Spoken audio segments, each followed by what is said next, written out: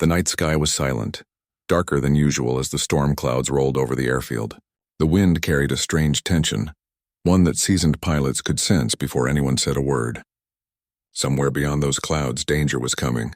But in the center of the flight line stood a woman who didn't flinch. Captain Laura Hale tightened her flight gloves, the cold metal of her dog tags tapping softly against her chest as she walked toward her jet, the only one on standby that night. The others had been ordered down due to worsening weather. But Laura volunteered anyway, not for glory, not for praise, but because she couldn't bear the thought of waiting while her base was left vulnerable. They said she was reckless. They said she didn't belong in the air alone.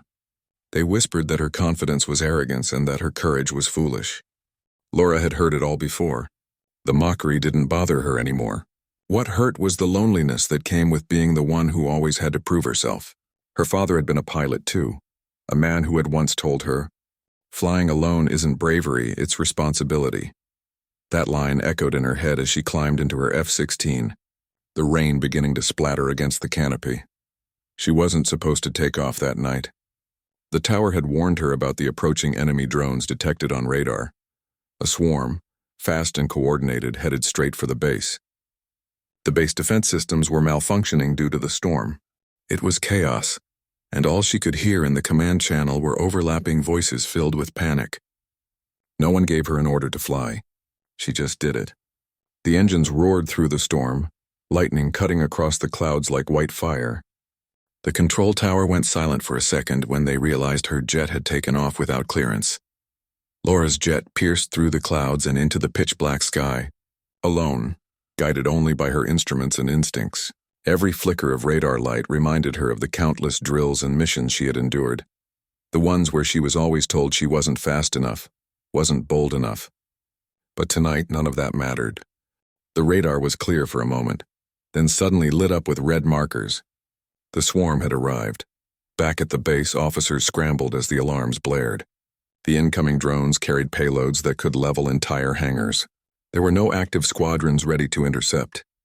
Everyone watching from below realized with dawning horror that only one fighter was in the air. Laura's. The same pilot they had mocked for her solo flights. The one they said took missions too personally. Now she was the only thing standing between their base and complete destruction. Above the storm, lightning illuminated her jet in flashes of white. Her heart pounded as she locked onto the first target. The sound of missile locks and radar beeps filled her cockpit, but her mind went quiet. She remembered her father's voice again, calm, steady. A real pilot never flies for medals. She flies for those who can't. She fired her first missile. A bright flare streaked across the night sky, hitting its mark. One drone down, then another. But there were still dozens. The storm grew worse. Wind shear rocked her jet violently, warning lights flashing across her control panel. She had no backup, no second pair of eyes to guide her through the chaos. But every time she thought of backing off, she looked down through the storm and imagined the people below. The mechanics, the cooks, the rookies, the same ones who had laughed at her earlier that week. They didn't deserve to die because no one else was willing to try. She flew through blinding rain and static, taking risky, low-angle passes to bait the drones closer to her. Her jet screamed through the clouds like a lightning bolt, dodging incoming fire, her muscles aching from the strain. One by one, she took them down, every explosion lighting up the darkness. But one missile struck near her wing. Her controls jerked. Smoke filled her cockpit. She was hit. Still, she refused to eject. She stabilized her plane manually, her vision blurring from the fumes, her breath growing shallow. There was one drone left, the largest, carrying a heavy payload. It was descending fast, heading straight for the base. Laura made her decision in a heartbeat. She throttled her jet into a steep climb, then dove headfirst toward the drone, guiding her remaining missile manually. It locked on at the last second. She pulled up just as the explosion tore through the air. The shockwave caught her jet, spinning it like a leaf in a hurricane. She fought for control, every muscle screaming. The last thing she remembered before blacking out was the sight of her base, still standing, still lit up below. Hours later, the rain stopped. The fire crews found her jet in a field miles away, broken but intact. She was alive. When she woke in the infirmary, the same officers who once mocked her stood silent at her bedside. No one could meet her eyes, not out of shame, but out of awe. They had seen the radar feed. They had seen her take down the entire swarm. She had saved the base alone. When she finally stood again days later, she walked the same runway where it all began. This time no one whispered. No one laughed.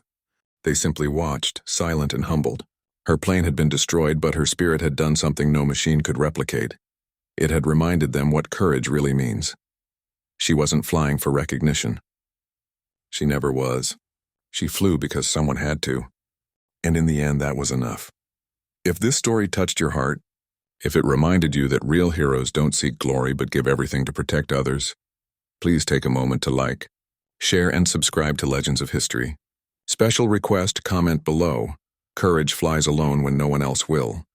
If you believe in unseen heroes who rise when others fall,